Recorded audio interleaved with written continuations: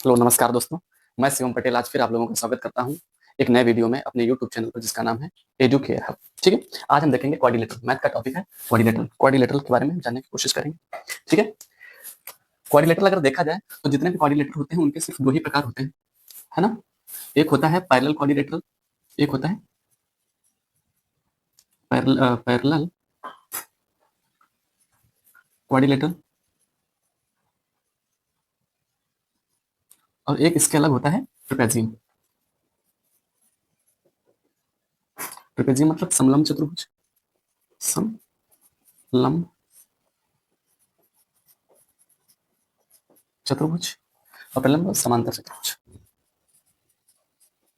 समांतर पैरेललोग्राम नहीं बता रहे हैं, पैरेलल क्वाड्रिलेटरल अभी थोड़ा समझाने की कोशिश करते हैं। समांतर चतुर्भुज, ठीक है। समांतर चतुर्भुज जैसे क्या होता है, स्क्वायर होता है। जैसे क्या होता है, स्क्वायर। ये मान लेते हैं स्क्वायर होता है जिसकी सभी साइड बराबर होती है, ए बी सी और डी, है ना। इसकी सब साइड बराबर होती है, ठीक है। एक होता है रेक्टेंगल, माने आयत, जिसकी अपोजिट साइड बराबर होती है। ये इसके बराबर है और ये इसके बराबर है, तो क्या कहेंगे, ए बी सी डी। ये बात हम जानते हैं, है ना। इसके बाद एक होता है रोम्बस समचतुर्भुज, और एक होता है पैरेललोग्राम समांतर चतुर्भुज। देखो इसमें क्या होता है कि जब इसके ये दोनों कोने हैं, इनको हम पकड़ के ऐसे खींच देंगे, यहाँ से पकड़ के ऐसे खींच देंगे, है ना। जैसे ये स्क्वायर है, स्क्वायर पेन चेंज कर देते हैं, है ना। अगर इनके ये दोनों कानों को पकड़ के हम खींच के ऐसे बढ़ा देंगे तो ये कुछ ऐसा स्ट्रक्चर बन जाएगा, ये, है ना, ए बी सी डी, है ना। इसकी भी सारी साइड बराबर रहेंगी, है ना। जैसे इसकी साइड ये सब ए ए ए ए है ना, तो इसकी भी सारी साइड बराबर ही रहेंगी। ये सब ए रहेंगी, ए रहेगी, ए रहेगी, इधर भी ए रहेगी और इधर भी ए रहेगी, है ना। तो अगर देखा जाए तो रोम्बस कुछ और नहीं है, स्क्वायर का ही परिवर्तित रूप है, बस सिर्फ कान को पकड़ के खींचा गया है ना। ऐसे ही रेक्टेंगल को अगर खींच के बढ़ा देते हैं ये, है ना, तो क्या बन जाता है, पैरेललोग्राम बन जाता है। क्या बन जाता है, पैरेललोग्राम जैसा बन जाता है। ये ए बी सी डी, है ना। ये साइड इसके बराबर, ये साइड इसके बराबर, है ना। आमने सामने की भुजाएं बराबर होती हैं। Rectangle has equal opposite sides, हम लोग जानते हैं ये बात, है ना। चलो अब देखो क्या होता है, इसमें दो जो आमने सामने की रेखाएं जो होती हैं वो समांतर होती हैं, एक दूसरे के पैरेलल होती हैं। जिनमें पैरेलल होती हैं वो सब एक टाइप के चतुर्भुज, जिसमें पैरेलल हो वो सब एक टाइप के चतुर्भुज होंगे, है ना। लेकिन जिसमें पैरेलल नहीं होती, जो समलंब चतुर्भुज किसको कहते हैं, समलंब चतुर्भुज क्या होती है, जिसकी कम से कम एक पेयर पैरेलल, ये देखो बराबर नहीं है लेकिन पैरेलल है एक दूसरे। अच्छा, पैरेलल का मतलब क्या होता है, जो एक दूसरे को कभी इंटरसेक्ट ना करे, काटे नहीं, है ना, जिनके बीच की दूरी बराबर हो, जैसे रेल की पटरियां होती है ना, बराबर नहीं है लेकिन, है ना।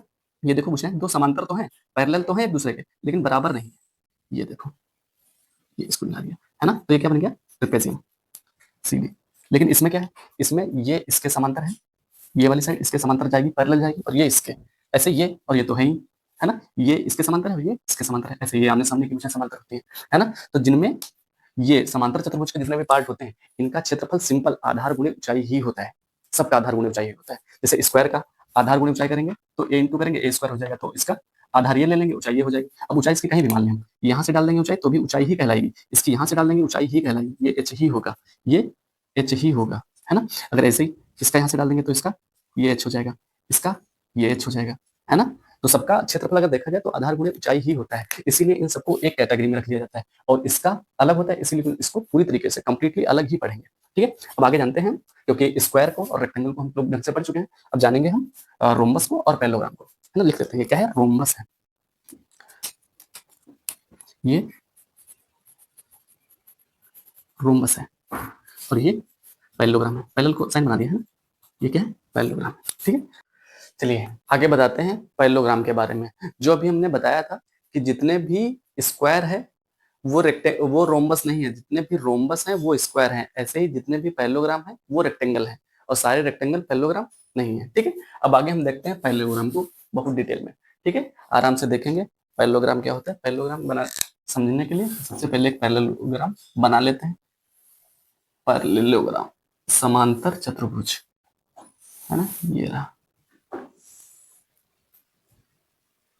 ठीक है। इसका नाम रख देते हैं, ये रहा ए, ये बी, ये सी और ये डी, है ना। इसमें हम क्या जानते हैं, पैरेललोग्राम को समांतर चतुर्भुज कहते हैं। क्या कहते हैं, समांतर चतुर्भुज, समांतर चतुर्भुज कहते हैं, ठीक है, पैरेललोग्राम को। ठीक है, इसमें क्या होता है, जितने भी क्वालिटीज रेक्टेंगल की होती हैं वो सब पैरेललोग्राम की क्वालिटीज होती है, क्योंकि हमने रेक्टेंगल के, देखो रेक्टेंगल जैसे ऐसे तो होता है रेक्टेंगल, ये रहा, है ना, तो इसके हमने कान खींच के इसको सीधा किया, ये करके ऐसे, तो जैसे जैसे इसके कान खींचेंगे तो ये अंदर को आता चला जाएगा, ये बाहर को तो चलता चला जाएगा, तो यही देखो अंदर आ गया है। ठीक है, तो ये अंदर को आ गया है। ठीक है, आगे देखेंगे इसका क्या होता है, अपोजिट साइड इसकी बराबर ही होती है, हम जानते हैं रेक्टेंगल की, रेक्टेंगल की अपोजिट साइड बराबर होती है, ये क्या है, रेक्टेंगल है ना, तो इसकी भी अपोजिट साइड बराबर हो जाएगी, ये इसके बराबर हो जाएगी और ये इसके बराबर हो जाएगी। जब दो साइड बराबर हो गई है तो दोनों कोण भी बराबर होंगे, तो आमने सामने के तो कोण बराबर नहीं होते, सॉरी आमने सामने के कोण बराबर होते हैं, ये कोण इसके बराबर होगा, ये एंगल इसके बराबर होगा, है ना, और दोनों का सम जो होता है सप्लीमेंट्री एंगल होता है, दोनों का सम सप्लीमेंट्री एंगल होता है। जैसे मान लेते हैं ये एंगल 60 है ना, तो ये दोनों जब सप्लीमेंट्री होगा तो ये कितना बचेगा, 120। अब ये दोनों आपस में सप्लीमेंट्री हो जाएंगे तो ये कितना बचेगा, 60। अब ये दोनों सप्लीमेंट्री हो जाएंगे तो ये कितना बचेगा, 120। तो देख पा रहे हो कैसे आमने सामने के कोण आपस में बराबर है, ये कोण इसके बराबर है और ये कोण इस वाले एंगल के बराबर है। ठीक है, तो इतनी बात हम जानते हैं। ठीक है, अब आगे देखेंगे इसका क्षेत्रफल हम कैसे निकालेंगे, है ना, पैरेललोग्राम का क्षेत्रफल कैसे निकालते हैं। देखो अगर हम इसको एक पैरेललोग्राम और बनाए या इसी में समझने की कोशिश करें, जैसे मान लेते हैं यहाँ से हम परपेंडिकुलर हाइट खींच देते हैं ये, ठीक है, ये क्या है, हाइट है, ये क्या है, हाइट है, और ये इसकी लंबाई कितनी है, एल है, इसकी लंबाई क्या है, एल है, तो इसका एरिया क्या हो जाएगा, हमने क्या बताया, जितने भी समांतर चतुर्भुज में आते हैं, है ना, पैरेलल क्वाड्रिलेटरल होते हैं, उनका सबका एरिया सेम होता है, आधार गुणे ऊंचाई।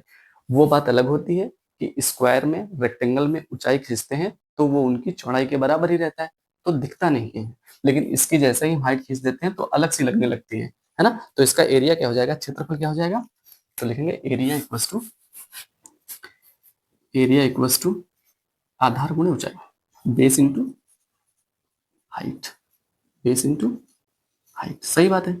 तो इसका बेस कितना है, एल, हाइट कितनी है, एच, तो क्या हो जाएगा एरिया, एल इंटू एच, है ना, यहाँ पे लिखेंगे स्क्वायर यूनिट, हम जानते हैं एरिया को स्क्वायर यूनिट में ही लिखा जाता है। ठीक है, इतनी बात समझ आई होगी, है ना, चलो ये हो गया एक तरीका, है ना, ये फार्मूला नंबर 1। ठीक है, इसके आगे देखेंगे, है ना, देखो क्या होता है अगर इनकी सभी भुजाओं को जोड़ दिया जाता है, जैसे मान लेते हैं हम ABCD सभी भुजाओं को जोड़कर वर्क कर दें, ये क्या है, D1 D2 डायगोनल है, इनको क्या जो हमने लिखे ये क्या है, D1 D2 डायगोनल्स है। ठीक है, इसकी एक थ्योरम बड़ी काम आती है ना, वो थ्योरम यहाँ पे हम लिख देते हैं। ठीक है, यहीं पे लिख देते हैं। चलो दूसरे नंबर पे क्या होता है कि जैसे मान लेते हैं इनकी सभी भुजाओं का वर्ग करके जोड़ देते हैं, सभी भुजाओं का वर्ग करके जोड़ देते हैं, भुजाएं कौन कौन सी हैं, BC, BC का स्क्वायर प्लस CD का स्क्वायर प्लस CD का स्क्वायर प्लस DA का स्क्वायर प्लस DA का स्क्वायर प्लस AB का स्क्वायर प्लस AB का स्क्वायर, ये बराबर होता है दोनों विकर्णों के वर्गों के योग के, sum of the squares of diagonals. तो क्या बोलेंगे, D1 square plus D2 square, क्या बोलेंगे, D1 square plus D2 square. इस पे सीधा सवाल आता है, सीधा क्वेश्चन बनता है, ये हम आगे अभी देखेंगे क्वेश्चन वाली सीरीज में। अभी तो हम सिर्फ फार्मूले या कॉन्सेप्ट कह लो बता रहे हैं, इसके बाद जब हम बताएंगे तब आगे और सीखेंगे। ठीक है, और कभी कभी क्या होता है, मान लेते हैं कोई एक पैरेललोग्राम देता है, उसकी लंबाई दे दी, चौड़ाई दे दी और उसका एक डायगोनल दे दिया, है ना, क्या देगा, जैसे यहाँ पे कोई एक फिर से पैरेललोग्राम है,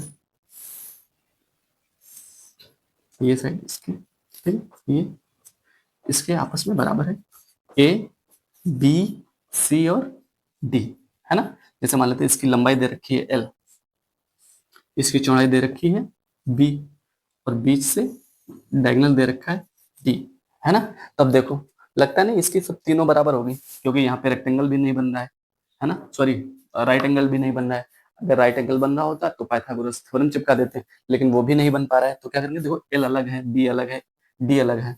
जब तीनों भुजाएं अलग अलग होती तो अगर इसका एरिया पूछा जाएगा तो सिंपल हम क्या करेंगे, हीरोन्स फार्मूला लगा देंगे। क्या लगाएंगे, हीरोज फार्मूला लगा देंगे, है ना। हीरोन्स फार्मूला से निकाल लेंगे। ह्यूरन्स फार्मूला हम लोग जानते हैं क्या होता है। इसमें पहले सेमी पेरीमीटर निकाल लिया जाता है, एस, है ना, तीनों भुजाओं का योग करके आधा कर दिया जाएगा, है ना, जो पता है। ठीक है, जैसे इसका पता है L plus B plus D, L plus B plus D, इसको जोड़कर इसको जितनी है 3 से भाग कर दिया जाए, एस निकल आता है। तो इसका एरिया निकालने के लिए क्या करते हैं, अंडर रूट में, है ना, एस लिखेंगे। एक बार एस से एल माइनस कर देंगे, है ना, एक बार एस से बी माइनस कर देंगे, और एक बार एस से डी माइनस कर देंगे, है ना। तो ये हीरोन्स फार्मूला पीछे वीडियो में बता चुके हैं, ढंग से समझ लेना, तीनों अलग अलग हो जाते हैं। ठीक है, इसके आगे हम बताते हैं रोम्बस क्या होता है। ठीक है, अच्छा इसमें ये तो पता है ना कि अपोजिट एंगल इक्वल होते हैं, है ना, और सप्लीमेंट्री बता ही दिया है। ठीक, कैसे निकालते हैं एंगल सब समझ गए। ठीक, आगे देखते हैं। ठीक है, रोम्बस के बारे में।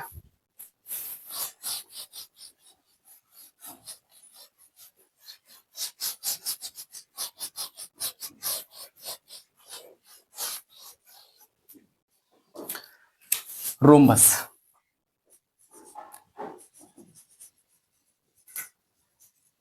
रोम्बस मतलब समलम चतुर्भुज, है ना, रोम्बस। ठीक है, रोम्बस को आगे देखते हैं। ठीक, इसकी देखो रोम्बस क्या होता है, जब स्क्वायर, जैसे मान लेते हैं हम, स्क्वायर तो बहुत बार पढ़ के आए हैं ना, ये रहा स्क्वायर, ये, ठीक है, ढंग से बना देते हैं स्क्वायर, ये स्क्वायर है, ए बी सी डी, इसकी सब साइड बराबर होती, जानती है ये बात, है ना। इतना तो सही है, इतनी बात समझ आती नहीं, है ना। आगे क्या करेंगे, रोम्बस के हमने क्या बताया था, इनके दोनों कान पकड़ेंगे ऐसे, ये दोनों भुजा वर्टेक्स पकड़ेंगे यहाँ से, ऐसे खींच देंगे, है ना, तो क्या बनेगा, रोम्बस, है ना। यहाँ पे बना देते हैं, सी वो ये ऐसे करके, ये, ठीक है, यहाँ से क्या बना दिया, एक रोम्बस बना दिया, ये ए है, ये बी है, ये सी है, ये डी है। ठीक है, स्क्वायर में क्या होता है, ये सब एंगल 90 90 के होते हैं, ये सब 90 90 के होते हैं। इसमें ऐसा नहीं दिख भी रहा है, ऐसा तो नहीं है ये 90 से ज्यादा लग रहा है, ये 90 से कम लग रहा है, ये 90 से ज्यादा लग रहा है, ये 90 से कम लग रहा है ना, साफ दिख रहा है ना। तो इसमें क्या करेंगे, अब देखो बहुत ध्यान से, है ना, बहुत ध्यान से समझना, यही पर समझ आ जाएगा सब। देखो, जैसे ये पूरी साइड ए है, ये पूरी साइड ए है, ये पूरी साइड ए है, ये पूरी साइड ए है, क्यों, क्योंकि सब भुजाएं बराबर होती हैं, कॉन्सेप्ट नंबर 1, पहली बात। दूसरी बात, इसके जो डायगोनल होते हैं, ये ये पहला डायगोनल, ये दूसरा डायगोनल, इसके डायगोनल हमेशा एक दूसरे को 90 डिग्री पे कट करते हैं, ये रहा, ये रहा, ठीक है, 90 डिग्री पे कट करते हैं, और इक्वल हाफ्स में डिवाइड भी करते हैं, बराबर दो भागों में बांट भी देते हैं। ठीक है, ये बात हम जानते हैं। ठीक है, ये सब 90 90 90 के एंगल बना देते हैं। ठीक है, ये चारों भुजाएं हो जाती हैं। अब जैसे इसका इसका भी यही होता है, दोनों का सम कितना होता है, सप्लीमेंट्री होता है। जैसे ये 60 हो गया, ये 120 हो जाएगा, ये 120 हो गया, ये 160 हो जाएगा, क्योंकि दोनों का सम 180 होता है। ये 120 हो गया, ये 60 है, तो ये 120 हो गया। तो देखो आमने सामने के कोण बराबर भी आ गए। ऐसा सप्लीमेंट्री एंगल होता है जिनके दो कोणों का सम 180 होता है, सप्लीमेंट्री एंगल क्या होता है,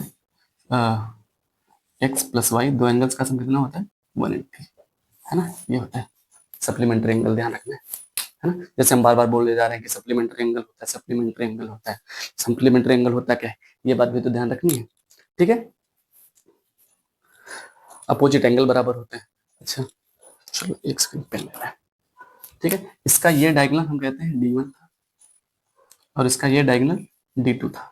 ठीक है, हमने क्या बताया, इनके डायगोनल आपस इक्वल हाफ्स में डिवाइड करते हैं, तो ये कितना हो जाएगा, ये D1/2 हो जाएगा, ये D1/2 हो जाएगा, ये D2/2 हो जाएगा, कितना D2/2 हो जाएगा, इतना मतलब यहाँ से लेकर यहाँ तक, और ये d1/2 इतना से लेकर इतना, ऐसे इतना ये इतना इतना ये इतना ये, सही बात है। चलो आगे इसका एरिया क्या होता है, एरिया तो सिंपल बता सकते हैं, area of rhombus, area of rhombus, area of rhombus क्या होता है कि डायगोनल का प्रोडक्ट करा के आधा कर देते हैं, सिंपल है ना, डायगोनल का प्रोडक्ट करा के आधा कर देते हैं। तो डायगोनल का प्रोडक्ट क्या हो जाएगा, d1 इंटू d2, और इसका आधा क्या कर देंगे, बस 1/2 d1 इंटू d2। ये रोम्बस का एरिया होता है, बहुत सिंपल साधारण आसान सी बात है।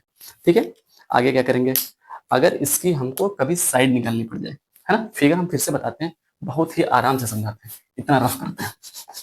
ठीक है,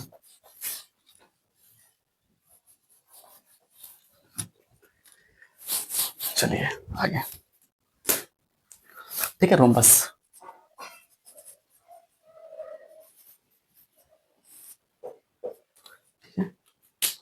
देखो रोम्बस फिर से बना लेते हैं, रोम्बस फिर से बना लेते हैं, बहुत आराम से समझ लेना, है ना, क्योंकि जो क्वेश्चन होते हैं बिल्कुल सीधे ही बनते हैं, है ना, निकालने के तो कई सारे रास्ते होते हैं, लेकिन जब फार्मूला पता होता है तो बहुत ही कम समय में सटीक आंसर बिल्कुल फट से आता है। ए बी सी डी, हमने क्या बताया, ये रहा इसका डायगोनल, है ना, एक रहा ये डायगोनल, यहाँ पे कट कर दिया, कोई पॉइंट ओ है, ठीक है, सब 90 90 के बनते हैं।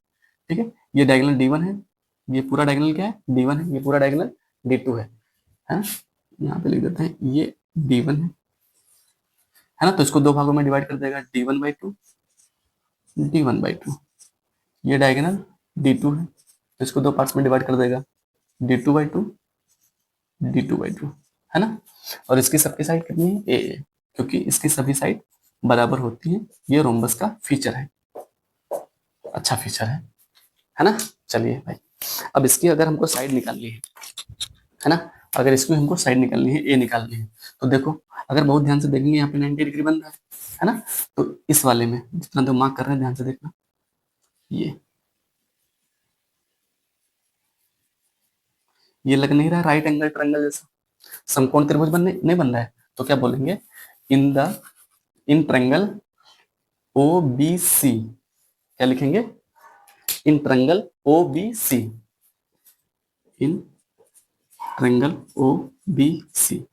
ठीक है, जब 90 डिग्री बन गया है, पाइथागोरस लग जाएगा। ठीक है, एक ही कंडीशन होती है पाइथागोरस लगने की, कि उसमें जो ट्रायंगल है उसका कम से कम एक कोण 90 डिग्री हो, सही बात है। चलिए भाई आगे कर लेते हैं, देखो जहां पे 90 डिग्री कोण बनता है उसके सामने की भुजा ही कर्ण होती है, ये नहीं, जैसे ये 90 डिग्री बन रहा है, ये कर्ण होगी, है ना, तो क्या लिखेंगे, कर्ण का स्क्वायर, मतलब कि ए का स्क्वायर, क्या लिखेंगे, ए का स्क्वायर, भुजा क्या उसके सामने क्या है, ए का स्क्वायर, ये ए का स्क्वायर, इसके बराबर हो जाएगा d1 का स्क्वायर, d1/2 का स्क्वायर क्या हो जाएगा, d1/2 का स्क्वायर हो जाएगा, प्लस ये d2/2 का स्क्वायर, d2/2 का स्क्वायर हो जाएगा, नहीं हो जाएगा, यहाँ पे लिख देंगे by the Pythagoras theorem, by Pythagoras theorem.